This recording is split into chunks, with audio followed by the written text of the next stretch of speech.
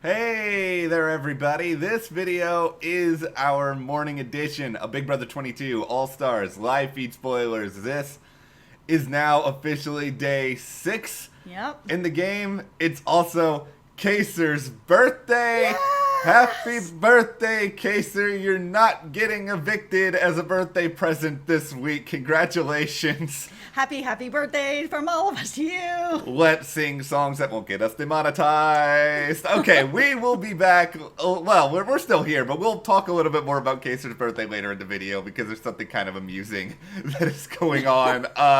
We're going to talk, though, at the start here about the veto ceremony, what's probably going to happen. We'll talk a little bit about strategy talk. Who is targeting Nicole F? We will answer that. Before we do, if you guys like this video, be sure to give us a like, subscribe, hit that notification bell, and support us more by checking the links in the description to the store and our Patreon, where we have a number of different tiers and benefits. Thank you guys so much for signing up to that as well. All right, so let's talk about the veto ceremony and sort of what's going to happen at that later, because as of right now, we're looking like Enzo's going to do nothing. Yeah. I mean, he has said he's not going to do anything. Even when he won, we just felt like he doesn't have any reason to use this. So he's probably not going to do anything. And still, as of now, Kesha's the target. But I mean, anything can happen. And Kevin he's been really kind of campaigning and making moves and all this sort of stuff. And I mean, sometimes that can work and sometimes that can make you the target. So it seems like this is a week where things could change. I know that there's a lot of excitement out there about this idea of, oh, could we have a really close vote where there's maybe just like a couple of votes dividing it? And it's just like, I want that to happen as someone who, you know, insert devil horns here. I want chaos and drama and like all that sort of stuff. But the reality is that we see big sort of landslide votes all the time early on. Yep. I kind of feel like if they get a sense that it's going in one direction, a lot of that will probably just spiral. But like Jess said, it's early, things can change. All we know is that this is kind of what Cody wants, and people tend to fall in line behind the HOH early on. yeah, they do. There's no reason for people to sort of stir up problems or show where their alliances really are this early, unless they really, really have the numbers and they really want someone to stick around. Let's talk about the statement that has put BB Twitter into a state of peril and panic overnight. And that is, Kevin was having a conversation with Nicole Anthony, and he said in this conversation, and I shudder to even think about this, that he would nominate potentially Janelle and Kaysar, and he claims it's because they already had their safety suite. That's something he can do, I guess, without naming any other targets, putting any more trouble or blood on his hands. And it's just sort of like, I get it, because it's a move that probably wouldn't make the rest of the house upset, and it could keep them around a little while. But I don't like it. Yeah, and I think that's kind of a little bit of Kevin sort of trying to think a couple steps ahead by putting something like that out there. Maybe he thinks that Nicole Anthony will share this information, it will get back to Cody, because if that gets back to Cody, then Cody's gonna be more likely to change his mind, and then everyone will fall in line, and then, you know, it'll continue to make Kevin safe. I think Kevin really wants that group of people, the Cody group, to think that he is in line with them. Whether he really is or not is something else. I mean, Kevin's really fluid when it comes to his gameplay, and he's able to sort of adapt to what's going on, which is what makes him dangerous. It's a smart thing to put out there, regardless of whether or not I think he believes it. And I don't want to believe it. I don't want to believe it either. It's something where if it does get back to Cody, it just furthers his case that, okay, Kevin should stay this week. He can use that with his allies, and then Kesha goes. You know, Cody gets his original desire out of the way, and then we just sort of move forward with the game. And then I have to hope that Kevin does not win HOH, because Kevin could disappoint me greatly, and maybe Kevin will be able to build something more with Janelle and Kaysar once Kesha is out of the house, that then he can try to find a way to work with them and not against them. Well, this is where a bit more comes in with Kevin and his feelings for Janelle, because he's so intimidated and kind of starstruck by her that he could really barely talk to her. So, I mean, if he can't get past that, and because he's feeling really insecure and sort of wondering if he really belongs here or not, which I can understand. I mean, if I was in a house with someone who's a legend like Janelle, I'd be kind of like, wow, like, do I belong here with these players? It can get to where he puts his own block on with Janelle, where he is making it a problem when there is no problem, just from being kind of starstruck, a little bit intimidated. And we saw some of this on Survivor, that we just saw Winners at War, where like it was like the first episode, Ben was talking to Rob and Boston Rob, and just like was starstruck and just starts saying all these things and like blowing up his game and blowing up other people's game for no reason. So things like that can happen, and I hate to say it because I like Janelle and I want Janelle to stay, but Janelle might not be good for Kevin's game if he can't get himself together. It's one of these sort of things where I think Kevin's greatest obstacle is Kevin, where I think he has some issues with self-confidence in here because he knows that he's on this season after being gone for basically a decade. And he's a self-aware guy, too. I think he knows that other than probably like the die-hard Big Brother fandom, people like us and people maybe like some of you guys, a lot of other people don't remember Kevin Campbell. Yeah. He's not somebody, and the majority of people who probably do, among casual people, are probably just mad that he's in part responsible for destroying Big Jeff's game. So I don't think he was someone there was a lot of like casual support behind. I understand his insecurity.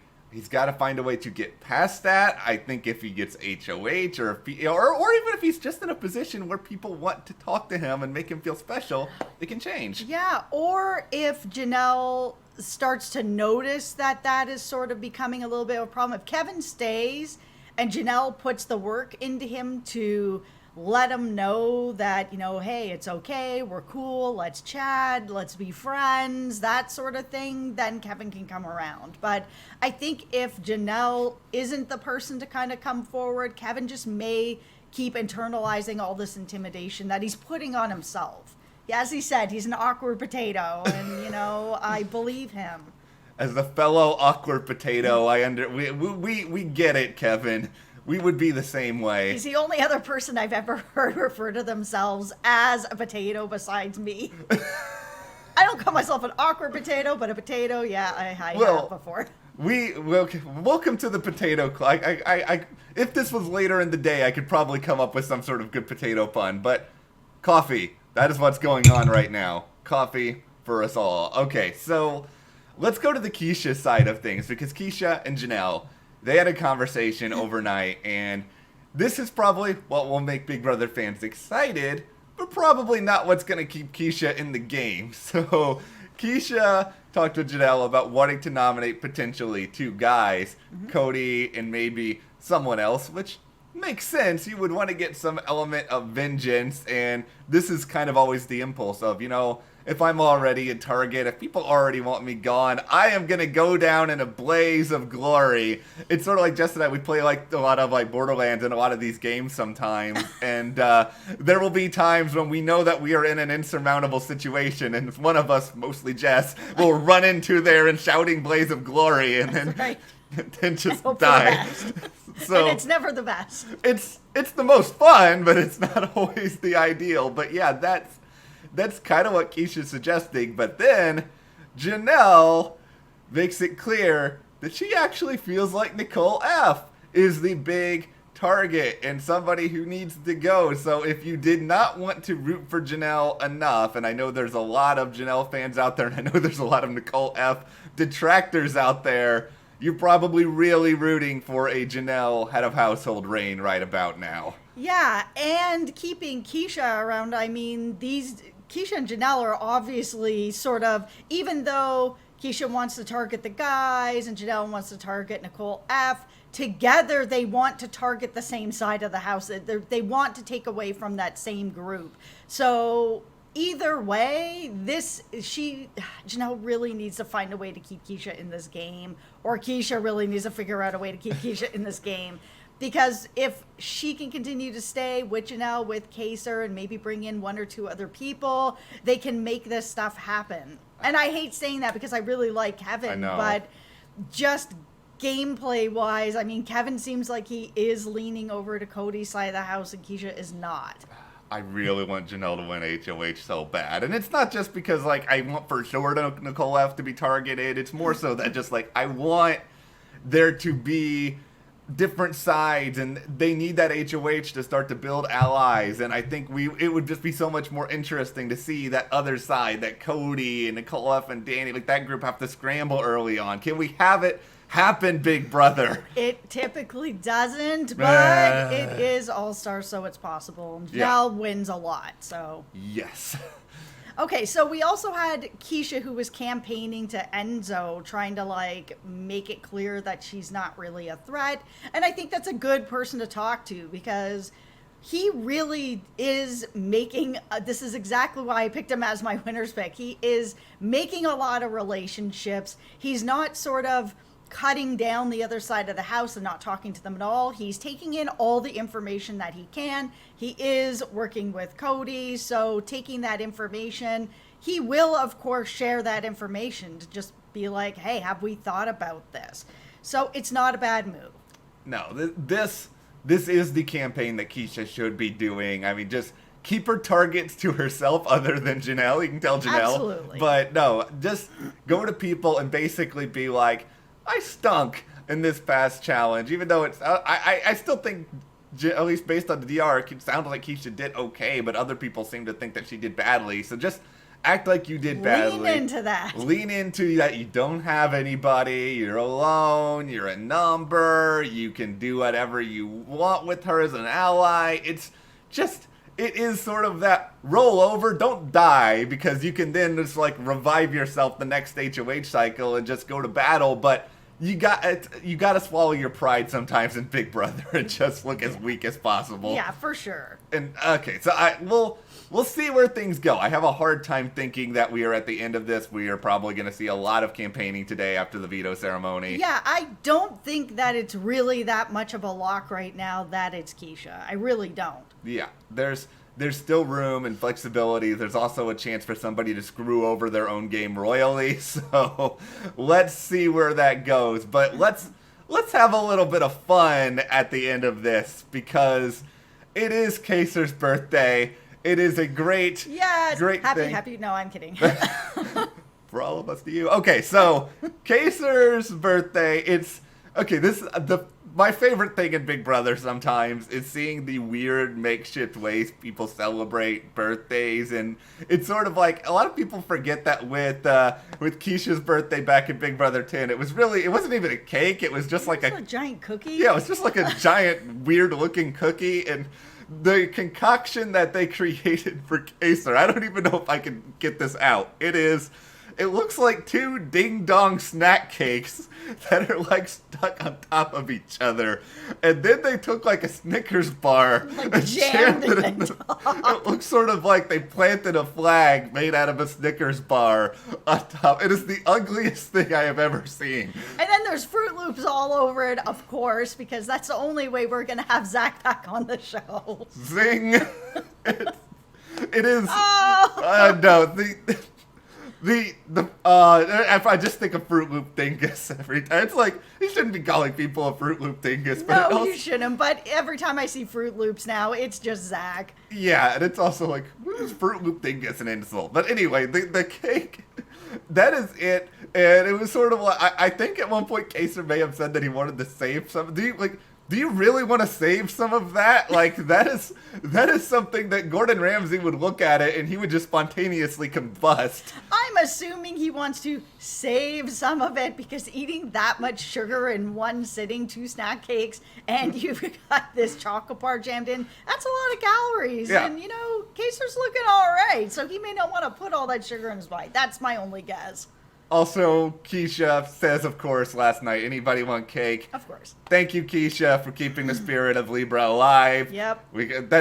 I feel like that's actually probably, if the people approach Kesha on the street, I think she probably hears that more than any other thing from her season. Yeah, I can't imagine that not to be true. So, hopefully, Kaysar, you have a good rest of your birthday. I hope there's some more ridiculousness with this. Yeah, me too. I'm all for it. Yeah.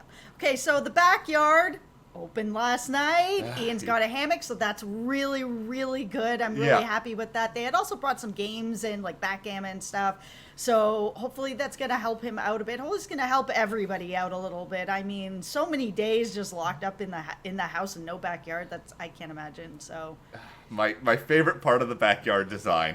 There is quite possibly the largest rubber duck floaty I have ever seen in my entire life back. It feels like you could put we probably can't, but it looks like you could put half of the cast on this thing. It's a party duck. Okay, it is a party duck. This is the thing with this house this season, is that I'm sure some of you have noticed the bathroom. There's 200 rubber ducks, Yeah. Did they run out of a theme this season where they were like, oh, let's throw a bunch of returning players on the walls and stuff, and then they were like, well, we don't have anything else, and then you just have one guy who's got some weird rubber duck obsession, and he's just like, more ducks, and they just start, then they're like, can we find the biggest rubber duck? Wait, isn't there Yes, there is. I know where you're going. Yeah, there was this giant rubber duck that was 800 feet tall or something that was kind of traveling the world. I feel like the producers of Big Brother tried to get that thing in the backyard this year, and when they failed, they were like, okay, that'll do. I think that thing is probably bigger than that whole house. It's very well possible, but anyway,